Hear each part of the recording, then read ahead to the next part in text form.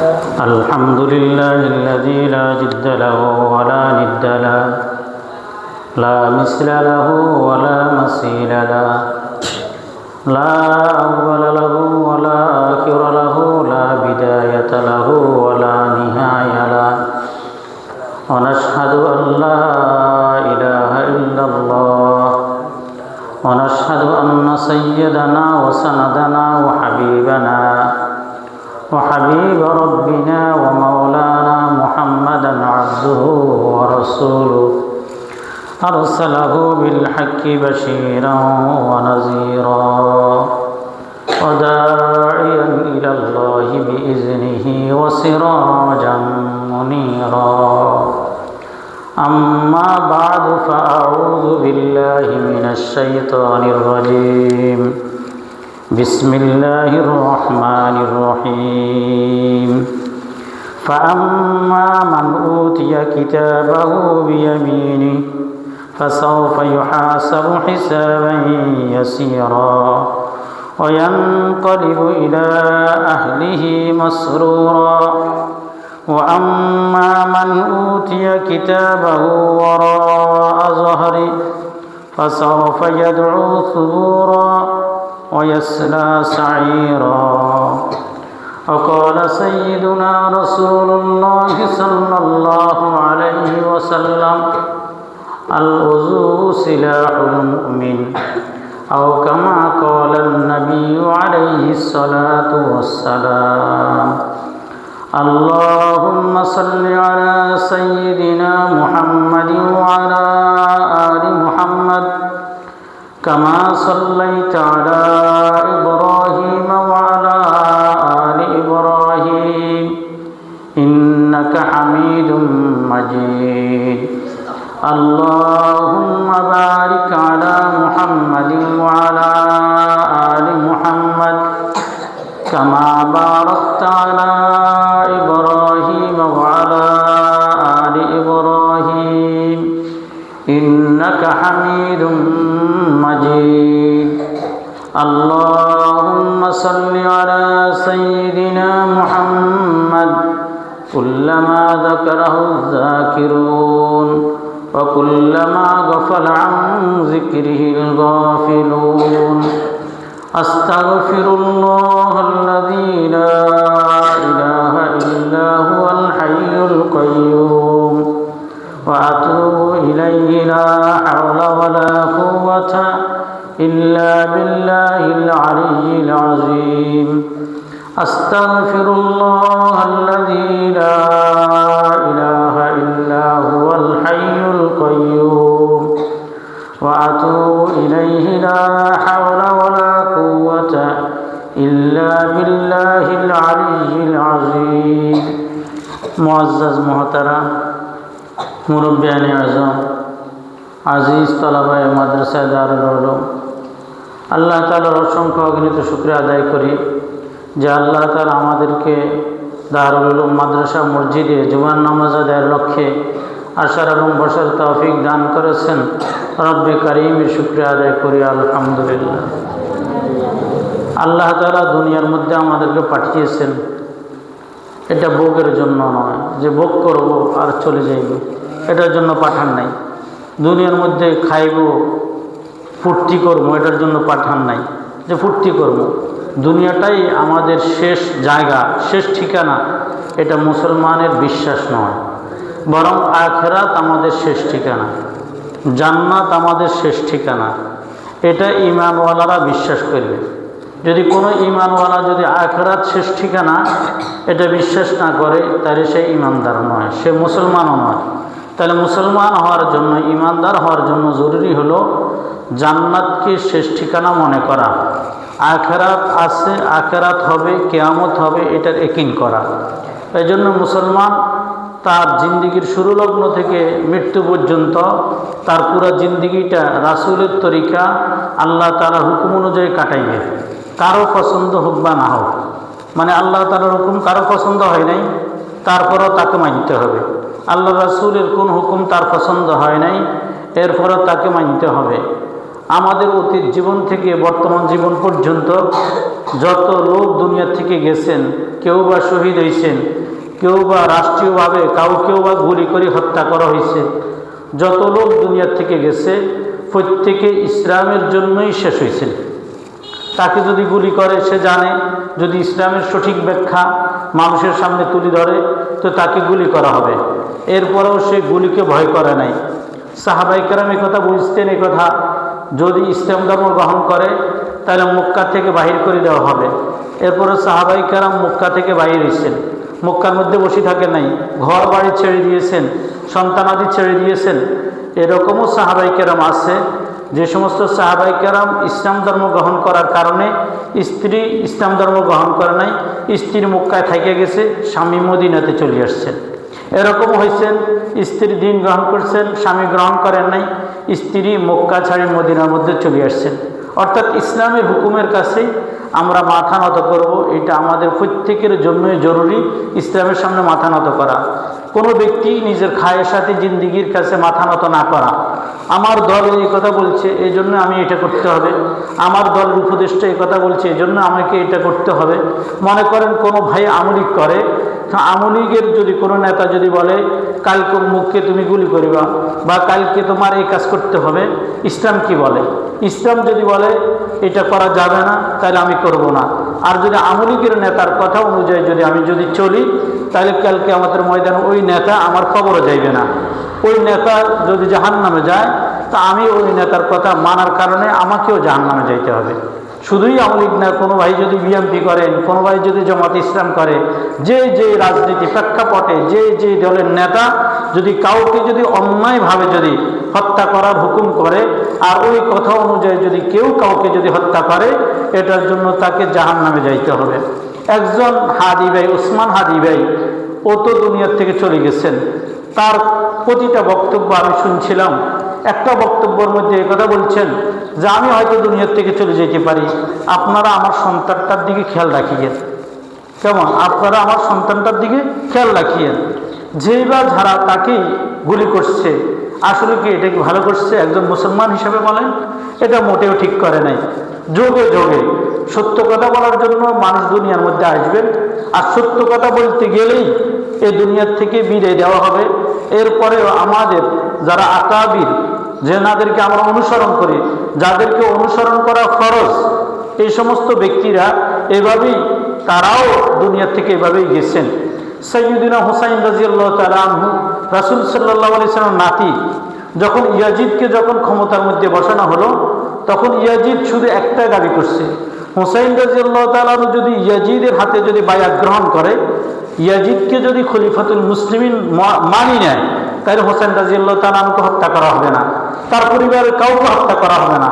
কিন্তু হোসেন রাদিয়াল্লাহু তাআলা আনহু ইসলামী খেলাফতকে ঠিক রাখার জন্য, ইসলামী খেলাফত ঠিক রাখার জন্য, ইসলামী হুকুম আহকাম ঠিক রাখার জন্য একজন মুনাফিক, একজন গাদ্দার, একজন ইসলাম বিরোধী ব্যক্তির হাতে, ইয়াজিদের হাতে তিনি ক্ষমতাকে তুলে দেন নাই। তিনি যদি ওই দিন যদি ইয়াজিদের হাতে যদি তিনি বায়াত গ্রহণ করতেন, ইয়াজিদকে যদি মাইনা নিতেন, সারা বিশ্বের মানুষ আমরা কি করতাম?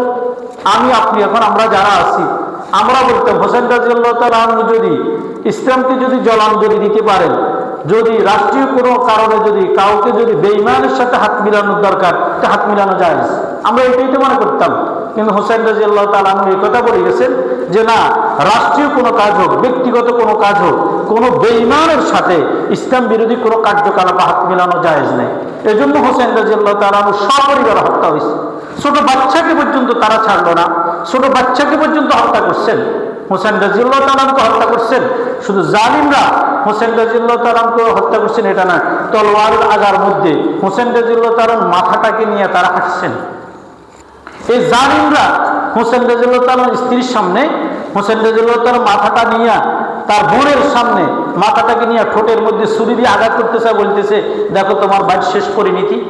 এভাবে রাসূল সাল্লাল্লাহু আলাইহি ওয়াসাল্লাম নাতি হোসেন রাদিয়াল্লাহু তাআলা দুনিয়ার থেকে বিদায় হয়েছেন, তারপরও বেঈমানের সাথে হাত মিলান নাই। ওসমান হাদি তিনি দুনিয়ার থেকে চলে গেছেন, কিন্তু বেঈমান গাদ্দার যারা দেশকে ভিন্ন রাষ্ট্রের কাছে বিক্রি করতে পারে, ওদের সাথে তিনি হাত মিলান নাই। তিনি এটাই বুঝে গেছেন ওসমান হাদি যে দেশের তরে লড়তে লড়তেই মরব, বুলেটের আঘাত তো আসবেই, বারবার তো তিনি বলছেন বুলেটের আঘাত তো আসবেই। রাষ্ট্রকে আপন জায়গার মধ্যে ঠিক রাখার জন্য গুলি খেতে আমি দ্বিধাবোধ করি না। আমি গুলি খেতে পারি, আমি হত্যা হইতে পারি। এজন্যই তো বলছেন আপনারা আমার ছেলেটার প্রতি খেয়াল রাখিয়ে, এজন্যই তো বলছিলেন, এজন্যই শিক্ষা দিচ্ছেন। আমাদের সাহাবাই কেরামদের মধ্য থেকে একজন তো হুজুরের নাতির কথা বললাম, আরেকজন হুজুরের একেবারে কাছের, রাসূলুল্লাহ সাল্লাল্লাহু আলাইহি ওয়াসাল্লাম সবচেয়ে কাছের, তিনি কে ছিলেন বলেন? তিনি হইলেন হযরত উসমান রাদিয়াল্লাহু তাআলা আনহু। হযরত উসমান রাদিয়াল্লাহু তাআলা আনহুকে ইতিহাসের মধ্যে কি বলা হয়? দুইটা কথা বলা হয়। এক হলো উসমান গনি রাদিয়াল্লাহু তাআলা আনহু। উসমানকে উসমান গনি কেন বলা হয়? আরবের মধ্যে ধনীকে আরবিতে বলে গনি। গনি মানে হলো ধনাঢ্য, দাতা। উসমান রাদিয়াল্লাহু তাআলা এত বড় দাতা ছিলেন, মক্কার মধ্যে দুর্ভিক্ষ দেখা দিছে, তিনি সিরিয়া থেকে মাল আনতেছেন মক্কার মধ্যে বিক্রি করার জন্য। তখন যারা বড় বড় ব্যবসায়ী তারা বলতেছেন কত বিক্রি করবেন? 10 গুণ আমরা নিতে রাজি আছি। বললো যে না, 10 গুণ লাভে বিক্রি করবো না। আরেকজন আসে বলতেছে 20 গুণ লাভে বিক্রি করবেন। বললো যে 20 গুণ লাভে বিক্রি করবো না। আরেকজন আসে বলতেছে 40 গুণ লাভে বিক্রি করবেন। মক্কা থেকে যে পর্যন্ত চোখ যায় ওই পর্যন্তই উসমান রাদিয়াল্লাহু তাআলা আনহুর মালের বহর, ওটের মালের বহর, ওটের মধ্যে মাল আছে। কি পরিমাণ, কত কোটি টাকার মাল হইতে পারে আপনারা বলেন? যখন এই সমস্ত বড় বড় ব্যবসায়ীরা আসছেন 40 গুণ পর্যন্ত এটা দর হাঁকাইছেন, তিনি বলছেন এর চাইতে বেশি লাভে আমি বিক্রি করব। তো বলছে কত? বললো যে আমি যত মক্কার মধ্যে যত লোক আছে আমি প্রত্যেককেই এই সমস্ত ওট বোঝাই মালগুলো এমনিতেই দিয়ে দিব। এটার যা যা কে দিবেন? আল্লাহ দিবেন। তোমরা এর মতো এর দর তোমরা দিতে পারবে না, এটা একমাত্র কে দিবেন? আল্লাহ তাআলাই দিবেন। এই কথা বলি সমস্ত ওট বোঝাই মালগুলা তিনি প্রত্যেকের ঘরের মধ্যে পৌঁছাই দিয়েছেন। উসমান রাদিয়াল্লাহু তাআলা আনহু কাছে রাসূল সাল্লাল্লাহু আলাইহি সাল্লাম কলিজার 2টা টুকরাকে বিবাহ দিয়েছেন। এজন্য উসমান রাদিয়াল্লাহু তাআলা আনহুকে জিন্নুরাইন বলা হইতো। উসমান রাদিয়াল্লাহু তাআলা আনহু এত রকম মক্কার কোনো বাচ্চা যদি সব কাঁদতেন, আমাদের বাচ্চারা কাঁদে না? কাঁদলে আমরা কি করি? বাচ্চারা কাঁদতে বলে পুলিশ আসবো, চোর আসবো, বাবু আসবো, এগুলো বলি না? এগুলো বলা ঠিক না। এগুলো কি করবেন না, বলবেন না। আমরা এগুলো বলি থাকি, এগুলো ইমানের উপর আঘাত আসে। বাচ্চাদেরকে চোরের ভয় দেখানো, পুলিশের ভয় দেখানো, ডাকাতের ভয় দেখানো, এই শিয়ালের ভয় দেখানো, কুত্তার ভয় দেখানো, এগুলো ঠিক না। বলবেন যে আল্লাহ গুনাহ দিবে। বাচ্চাকে বলবেন কি আল্লাহ গুনাহ দিবে, তুমি এরকম কাঁদলে আল্লাহ রাগ করবে। মানে প্রথমকেই তাকে আল্লাহর ভয় দেখান। বাচ্চা যত বড় হবে তত আল্লাহর ভয় শিখবে। মক্কাওয়ালারা কি করতেন?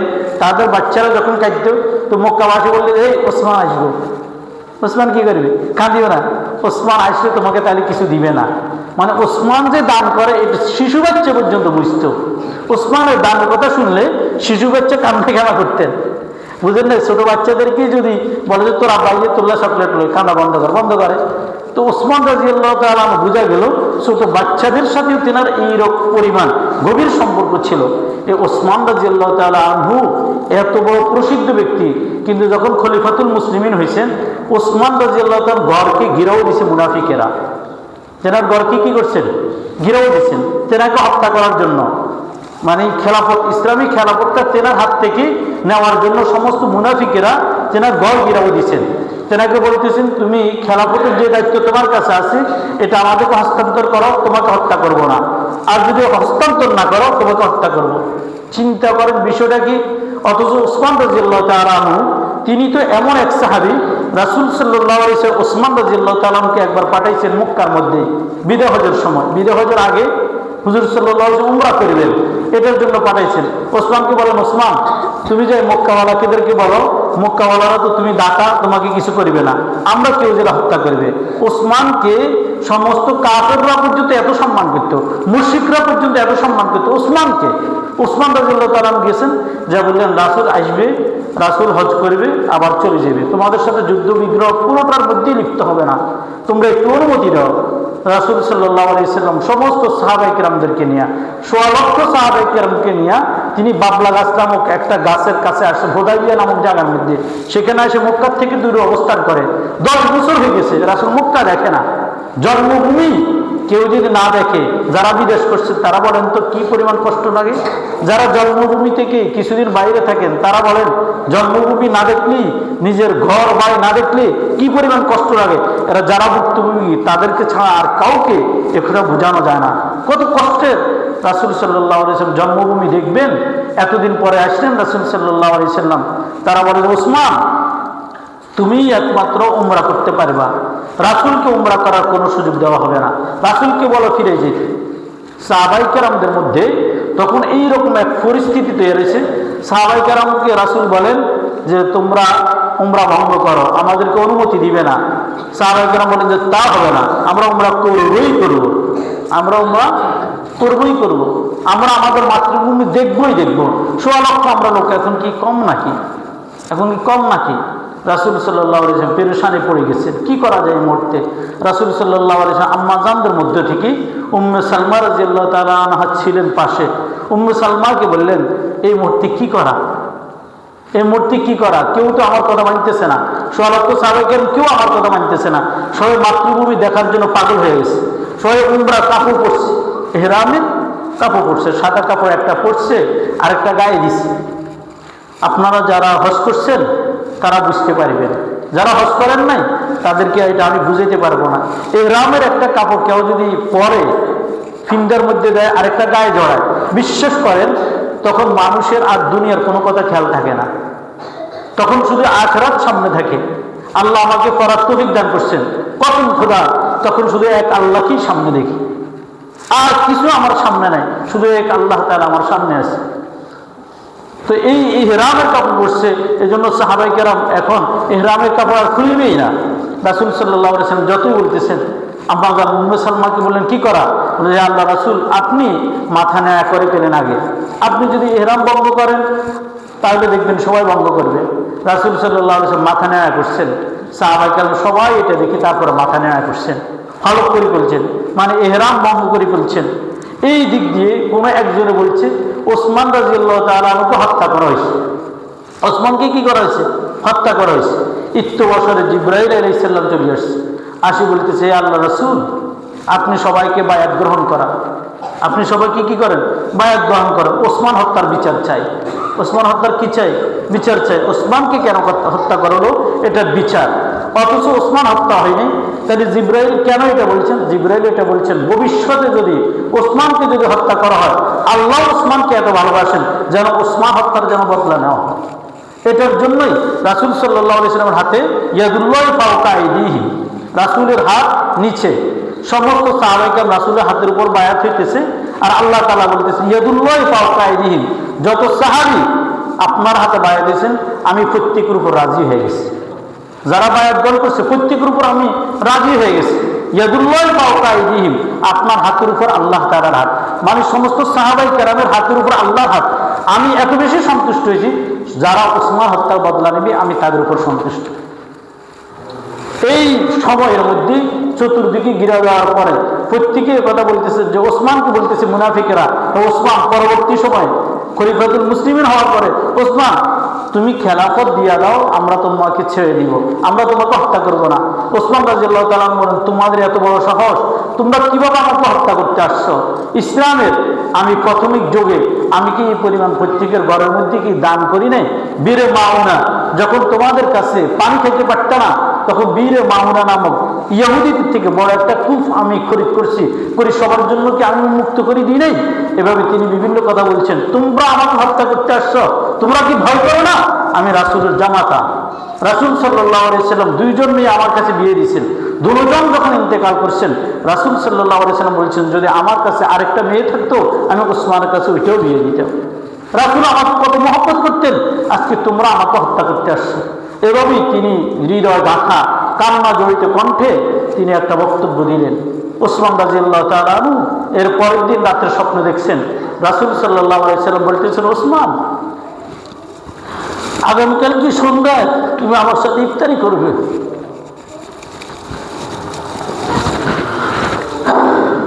মুনাফিকরা গিরিয়ে ফেলছেন।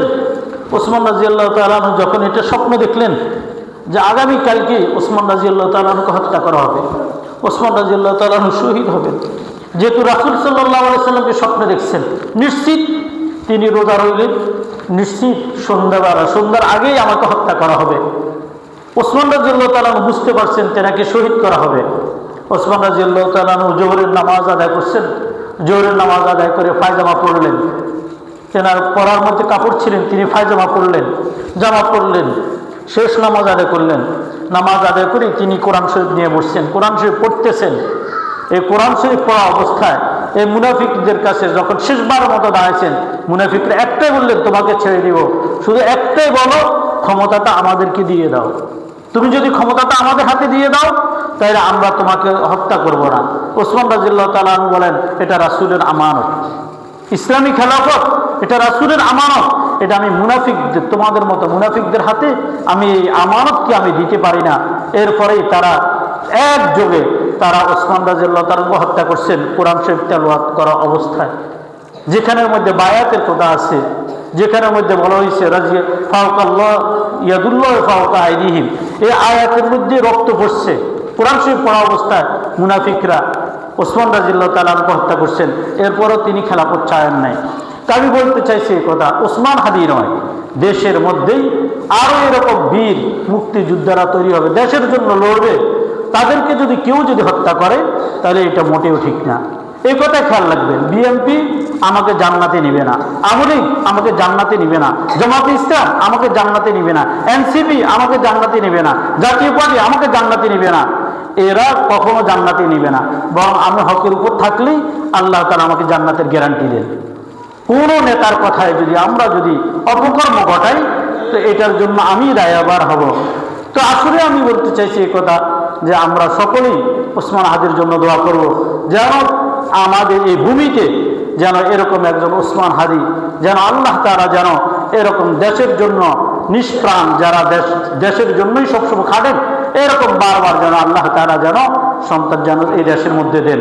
নতুবা এই দেশের কখনো মুক্তি নেই। যে দেশের মধ্যে দেশপ্রেমিক তৈরি হয় না, এই দেশের মধ্যে শুধুই গাদ্দার তৈরি হবে, এই দেশের মধ্যে শুধুই মির্জাপুর তৈরি হবে। এজন্য আল্লাহ তাআলার কাছে দোয়া করব, আল্লাহ তুমি আমাদেরকে নেয়ামত বদল দান করো, আমাদের মুক্তি যে পথে ওই পরিমাণ দেশপ্রেমিক আল্লাহ তুমি দেশের মধ্যে দান করো, যেন দেশীয় গাদ্দার যেন তৈরি না হয়। আল্লাহ আমাদের সকলকে বুঝার তৌফিক দান করেন।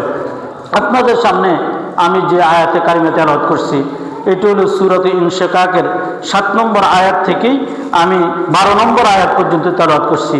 আল্লাহ তাআলা বলেন, ফাআম্মা মান উতিয়া কিতাবাহু বিয়ামিনি ফাসাউফা ইউহাসাবু হিসাবান ইয়াসীরা ওয়া ইয়ানকালিবু ইলা আহলিহি মাসরুরা ওয়া আম্মা মান উতিয়া কিতাবাহু ওয়ারাআ যাহরি ফাসাউফা ইয়াদউ সুবুরা ওয়া ইয়াসলা সাইরা।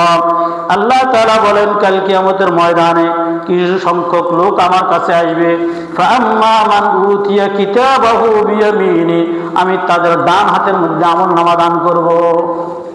মানুষের মধ্যে দুই ধরনের লোক আছে, এক ধরনের লোক হবে মানুষ বামপন্থী হবে, মানে সবাই নির্ভেজাল কাফের, সবাই নির্ভেজাল কাফের, এদেরকে আমি সকলকেই জাহান্নামে দিয়ে দিব। আর কিছু লোক হবে নির্ভেজাল ঈমানওয়ালা, আমি তাদের ডান হাতে তাদের আমলনামাকে দিব, ফাসাউফা ইউহাসাবু হিসাবান ইয়াসীরা, অচিরেই তাদের হিসাবকেও আমি সহজ করে দিব। হিসাব কেমনে সহজ করে দিবে? আল্লাহ তাআলা বলবেন, তোমার হিসাব নাই, যাও তুমি জান্নাতে চলে যাও, তোমার কোনো কি লাগবে না, হিসাব লাগবে না, তুমি জান্নাতে চলে যাও। যেমন যারা হাফেজে কোরআন হবে এবং ঈমানের উপর অটল অবিচল থাকবে, দ্বীন ইসলামের উপর চলতে থাকবে, এমন নয় হাফেজে কোরআন হয়েছে আল্লাহ মাফ করেন নামাজ ছাড়িয়ে দিছে, এই ব্যক্তির কথা বলতেছি না। হাফেজে কোরআন হলো ঈমানের উপর আছে, দ্বীন ইসলামের উপর চলে, এই সমস্ত ব্যক্তিকে আল্লাহ তাআলা বলেন, যাও বিনা হিসেবে জান্নাত। বিনা হিসেবে কি? জান্নাত। শুধুই যে তুমি বিনা হিসেবে জান্নাত এমন নয়, বরং তোমার অধীনস্থ তোমার পরিবার বর্গের এমন 10 জন লোক যাদের উপর জাহান্নাম ওয়াজিব হয়ে গেছে, এদেরকে নিয়েই সুপারিশ করে তুমি জান্নাতে চলে যাও। তাহলে যারা এইরকম যারা ঈমানের উপর চলবে তাদেরকে আল্লাহ তাআলা বিনা হিসেবে আল্লাহ তাআলা জান্নাত দিবেন, তাদের হিসাব নিবে না। হিসাব সহজ মানে হিসাব নিবেই না। এই গত জুমাতে এটাই ধারাবাহিক আলোচনা করতেছি, যারা ওযু করতেছেন ওযুগুলো যদি সুন্নত তরিকে করা হয় তাদেরকেও আল্লাহ তাআলা বিনা হিসেবে জান্নাত দিয়ে দিবেন। সেটা কি? সেটা হলো কোনো ব্যক্তি, গত জুমার মধ্যে আলোচনা করছি, কবজি পর্যন্ত গেছি, এরপরে ডান হাতের কথা বললাম, কেউ যখন ডান হাত কোনো পর্যন্ত দ্রুত করবে তখন সে আল্লাহ তাআলার কাছে দোয়া করবে, আল্লাহুম্মা হাসিবনি হিসাবান ইয়াসীরা, আল্লাহুম্মা আতিনি কিতাবি বিয়ামিনি ওয়া হাসিবনি হিসাবান ইয়াসীরা। আয় আল্লাহ, আমার ডান হাতে আমলনামা দান করেন, আয় আল্লাহ আমার হিসাবকে সহজ করে দেন। এই যাদের হিসাবকে সহজ করে দিবে আল্লাহ তাআলা, তাদের আমলনামা তাদেরকে ডান হাতে আল্লাহ তাআলা দান করবেন। এজন্যই প্রত্যেকের আমলনামা আল্লাহ তাআলা যেন ডান হাতে আল্লাহ তাআলা যেন আমলনামা দান করেন, এটার জন্যই আল্লাহ তাআলার কাছে চাইতে হবে। এরপরে আমরা যে কুলি করি, কুলির কথা গত সপ্তাহে বলতে খেয়াল ছিল না, আমরা যে কুলি করি না, কুলি করার সময় আমরা দোয়া করার দরকার। কুলি করার সময় দোয়া করার দরকার না? হ্যাঁ, দোয়া করার দরকার। কুলি করার সময় রাসূল সাল্লাল্লাহু আলাইহি সাল্লাম দোয়া করতেন, আমরাও দোয়া করব। এখন থেকেই যদি একটু চিন্তা করি, আরে 60 বছর 70 বছর হয়ে গেছে, 40 বছর হয়ে গেছে, কঠিন থেকে কঠিন বিষয় মুখস্থ করতে পারি। একটা বাড়ির যদি একজন মুরব্বীকে যদি জিজ্ঞাসা করে, আপনি বলেন তো বাড়ির অমুক জায়গায় দাগ নম্বর কত, হ্যাঁ বলি দেয়, অমুক জায়গায় দাগ নম্বর কত, এতটুকু খতিয়ান নম্বর কত বলতে পারে, খতিয়ান নম্বর মুখস্থ বলতে পারে, দাগ নম্বর মুখস্থ করতে পারে। এরপরে ইতিহাস, এই জায়গায় কে কার থেকে কিনছে, কে কার থেকে কিনছে, এগুলোও বলতে পারেন। কি ভাই, এতগুলো বলতে পারেন, আপনি ওযুর দোয়াটা পারেন না, আপনি ওযুর সুন্নত নিয়তগুলো পারেন না, ওযুর যে অঙ্গ দুইটি কিভাবে দুইটা এটা পারেন না। আসলে এটাকে গুরুত্ব দিই না, এটাই কি করি না, গুরুত্ব দিই না। যদি গুরুত্ব দিতাম এটাই কিন্তু ঠিকই পারতাম। দুনিয়ার খতিয়ান সামান্য সময় থাকবেন, খতিয়ান মুখস্থ আছে, মাঠ পড়ছে খতিয়ান, তারপরে আরো কি খতিয়ান, যত ধরনের খতিয়ান আছে, ডিএস এমআরআই সবগুলোই মুখস্থ পারেন। কি বলেন, সবগুলো পারেন না? বাসের খতিয়ানও মুখস্থ পারেন, এমআরআইও মুখস্থ পারেন, মাঠ পর্যায়ে খতিয়ানও পারেন, বর্তমান যে খতিয়ান বাইরে হয়েছে এটাও মুখস্থ পারেন, সবগুলোই পারেন, দাগ নম্বরও পারেন। কিন্তু যখনই বলা হয় যে একটু কুলিতে নিয়ত, হাত ধুইতে নিয়ত, তো বলে আরে এতদিন লাগেনি, আরে এতদিন লাগেনি। কই মাঠ পর্যায়ে খতিয়ান যদি না হয় ধরা, বাসের খতিয়ান না হলে কি ধরা না, ধরা না? হ্যাঁ, এগুলো মিলাইতে হয়। ওইখানে যদি দুনিয়ার মধ্যে যদি এতগুলো মিলাইতে হয়, আখিরাতে মিলানো ছাড়া চলে যাবেন, এত সহজ না, এত কি না, সহজ না। এজন্য যখন কুলি করব তখন দোয়া করব, আল্লাহুম্মা আইনি আলা যিকরিকা ওয়া শুকরিকা ওয়া হুসনি ইবাদাতিক, আল্লাহুম্মা আইনি আলা যিকরিকা ওয়া শুকরিকা ওয়া হুসনি ইবাদাতিক। আয় আল্লাহ, আপনি আমাকে জিকির করার তৌফিক দান করেন। আয় আল্লাহ, আপনার শুকরিয়া আদায় করার তৌফিক দান করেন। আয় আল্লাহ, উত্তম ইবাদত করার তৌফিক দান করেন, উত্তম ইবাদত করার তৌফিক দান করেন। কুলি করতে একবার কুলি করলাম, ভালোভাবে কুলি করা, হলকম পর্যন্ত, যেটাকে আমরা বলি গড়গড়াইয়া কুলি করা, হলকম পর্যন্ত পানিটা পৌঁছাইয়া মেসওয়াক করবেন। কেমন? 3 বার মেসওয়াক করা, এটা সুন্নত। এরপরে আরেকটা কুলি করবেন, এরপরে আরেকটা কুলি করবেন, খেলটা কিন্তু ইনশাআল্লাহ 3 বার কুলি করবেন। এরপরে নাকে পানি দেওয়া, নাকে পানি দেওয়া কি, নাকে পানি দিই নিজে নিজের মতো করে দিই আর কি। নাকে পানি দিতেই সুন্নত তরিকা দেওয়ার দরকার না, এভাবে পানিটা নিয়ে নাকে দিয়া এভাবে কনিষ্ঠাঙ্গুল বৃদ্ধাঙ্গুলি দিয়ে পরিষ্কার করা, এটা সুন্নত। এটা কি সুন্নত। আমরা নাক পরিষ্কার করি না, অথচ ওজুর পরে দেখা যায় এখান দিয়ে ময়লা লাগিয়ে রয়েছে, নাকের থেকে ময়লা বাইরে না, ময়লা লাগিয়ে রয়েছে, কেমন দেখা যায়? আল্লাহ তাআলার দরবারে যাইবেন নাকের ময়লা নিয়ে, আল্লাহর দরবার কি সব দরবার থেকে উত্তম না? অবশ্যই উত্তম। এজন্য একবার নাকে পানি দিয়ে এভাবেই বৃদ্ধাঙ্গুলি কনিষ্ঠাঙ্গুলি দিয়া নাকটাকে পরিষ্কার করবেন, এরপর আবার পানি দিয়ে আবার পরিষ্কার, এভাবে 3 বার। এভাবেই যখন নাকে পানি দিব, নাকে পানি দেওয়ার সময় দোয়া আছে, কি আছে? দোয়া আছে, দোয়াটা পড়বেন না ইনশাআল্লাহ, একটু পড়েন না। আল্লাহুম্মা আরিহনি রাইহাতাল জান্নাহ ওয়া লা তারিহনি রাইহাতান মিনান নার, আল্লাহুম্মা আরিহনি রাইহাতাল জান্নাহ ওয়া লা তারিহনি রাইহাতান মিনান নার। আয় আল্লাহ, আপনি আমাকে এই নাকের মধ্যে জান্নাতে গ্রাম দান করেন, জান্নাতে কি করেন? গ্রাম দান করেন। আয় আল্লাহ, আমার এই নাকের মধ্যে আপনি কি করিয়েন না, জাহান্নামের গ্রাম দিয়েন না, জান্নাতের গ্রাম। কোনো বান্দা যদি আল্লাহর কাছে যদি কান্নাকাটি করি চায়, জান্নাতের গ্রাম সে শুধু আখিরাতে দিবেন এটা নয়, দুনিয়াতেও দেন, আল্লাহকে দিতে পারে না? পারে। আমি নিজে জান্নাতের গ্রাম পাইছি। এই যে মধুপুরে একজন মুজাহিদ ইন্তেকাল করছিল, আর কারের মুজাহিদ, মাওলানা তাজুল ইসলাম সাহেব। আমি স্বপ্নে দেখছি উনি ইন্তেকাল, ওনার কবর থেকে গ্রাম বাইরে দিচ্ছে। বাস্তবে আমি ওইখানে গেছি, আরও গ্রাম পাইছি। আল্লাহকে দিতে পারে না? আরে বহু বছর আগে মিশরের মধ্যে যিনি বিজেতা, রাসূল সাল্লাল্লাহু আলাইহি সাল্লামের সাহাবী সাঈদ বিন আমির রাদিয়াল্লাহু তাআলা আনহু, তিনি মিশরকে বিজয় করছেন। সাইদ বিন আমির রাদিয়াল্লাহু তাআলা আনহু তিনি ইন্তেকালের পর থেকেই কবরস্থ করার পর থেকে আজকের দিন পর্যন্ত এখন পর্যন্ত গ্রাম বাইরে গেছে। গত এক সপ্তাহ আগে আমার এক দোস্ত মিশরে গেছে, কায়রোতে যে সাইদ বিন আমির রাদিয়াল্লাহু তাআলা কবর জিয়ারত করছে। কবর জিয়ারত করে ওইটার ফটো আমার কাছে পাঠায় ওইখানেই লেখা আছে এখানের মধ্যে কেউ গ্রাম ব্যবহার করিবেন না, এই কবরের মধ্যে কেউ গ্রাম ডালিবেন না। আরবিতে লেখা আছে এখান থেকে এমনিতেই গ্রাম বাহির হয়।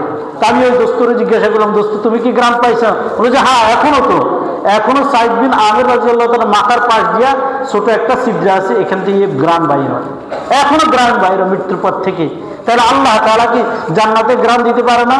কোনোদিন কি একটু দোয়া করছেন আল্লাহ আমাদেরকে জান্নাতে গ্রাম দান করেন? এটা আমরা বলি নাই। আল্লাহর কাছে দোয়া করিবেন, আল্লাহ আমার নাকের মধ্যে জান্নাতের গ্রাম দেন, আল্লাহ আমার নাকের মধ্যে জাহান্নামের গ্রাম দিয়েন না। এটার অর্থ হলো এটা, আল্লাহ আমাকে আপনি জাহান্নামে দিয়েন না। এটার অর্থ কি? আমাকে জাহান্নামে দিয়েন না, আল্লাহ কাল কিয়ামতের ময়দানে আপনি আমাকে জান্নাত দান করিয়েন। এভাবে কি দোয়া করতে পারি না? তারা নাক যখন ধুইব তখন নাক ধোয়ার সময় আল্লাহ তাআলার কাছে দোয়া করব, আল্লাহুম্মা আরিহনি রাইহাতাল জান্নাহ ওয়ালা তারিহনি রাইহাতাম মিনান নার। আয় আল্লাহ, দয়া করে আমার মৃত্যুর পরে বা দুনিয়ার অবস্থায় আল্লাহ আপনি আমার নাকের মধ্যে জান্নাতে ঘ্রাণ দিয়েন। আয় আল্লাহ, আমার নাকের মধ্যে জাহান্নামের দুর্গন্ধ দিয়েন না। না জানি কত বড় মারাত্মক দুর্গন্ধ হবে জাহান্নামের। এই জন্য ভাই বন্ধুগণ, আল্লাহ তাআলার কাছে কান্নাকাটি করেন, আল্লাহ তাআলা যেন জান্নাতে ঘ্রাণ দান করেন। দুনিয়ার হায়াত এটা সীমিত হায়াত, আখিরাতের হায়াত আবাদ হায়াত। দুনিয়ার হায়াত এটার শুরু আছে, এটার শেষও আছে। আখিরাতের হায়াত শুরু হবে, কখনো শেষ হবে না। জাহান্নামীরা জাহান্নামে চিৎকার করে বলবে, আল্লাহ আমাদেরকে জাহান্নাম থেকে বাহির করে নেন। আল্লাহ জাহান্নাম থেকে একটি মুহূর্তের জন্য কাউকে বাহির করবেন না। মানুষ যখন চিৎকার শুরু করবে জাহান্নামে থাকি, আল্লাহ তাআলা জাহান্নামের দারোয়ানকে বলবেন এদের আযাবকে আরো বাড়িয়ে দাও। মানুষ যখন আরো বেশি চিৎকার করবে, আল্লাহ তাআলা বলবেন এদের জবানকে বন্ধ করে দাও, এদের চিৎকার শুনতে চাই না, এদের চিৎকার যেন আমার পর্যন্ত যেন না পুষতে পারে। এই পরিমাণ কঠিন শাস্তি তাদেরকে জাহান্নামে দেওয়া হবে। ভাই বন্ধুগণ, কোনো ব্যক্তি আমরা জাহান্নামওয়ালা হইতে চাই না। দুনিয়ার মধ্যে কোনো ব্যক্তি যদি কাউকে যদি জাহান্নামী বলে ডাকে, কোনো ব্যক্তি কি কেউ এটা মানি নিবে?